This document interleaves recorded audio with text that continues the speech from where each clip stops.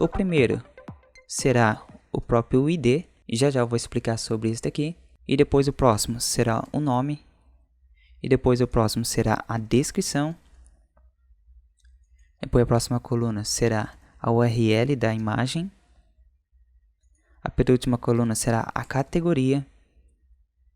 E depois o SKU. E depois nós temos o tipo destas informações. Quando você está desenvolvendo, por exemplo, em JavaScript ou ali em PHP, todas as informações vai ter o seu tipo. Por exemplo, o texto vai ser do tipo string, o números vai ser do tipo inteiro. E aqui no nosso banco de dados também vai ter o tipo de informações. E nós vamos entender um pouquinho mais sobre os tipos de informações no banco de dados. Quais são os principais tipos de dados?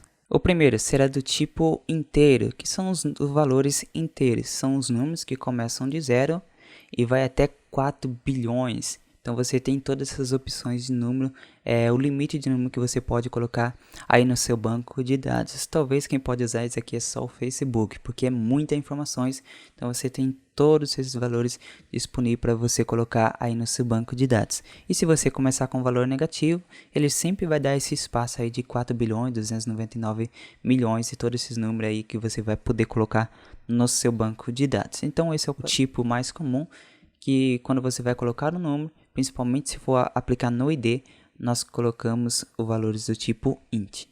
E temos o tipo de valor varchar, que são qualquer tipo de caracteres. Quando você vai salvar alguma informação no banco de dados, nós usamos muito caracteres especiais, podemos usar números, acentuações, então nós usamos do tipo varchar. E temos também o date, onde nós vamos salvar as nossas datas, que por padrão vai ser o padrão americano, vai começar com o ano, depois o mês e depois o dia. Então é dessa forma que nós aplicamos data no nosso banco de dados. E nós também podemos usar o tipo datetime, que nós podemos aplicar as datas e horas e vai também seguir o padrão americano e depois em seguida vai ter o horário, beleza?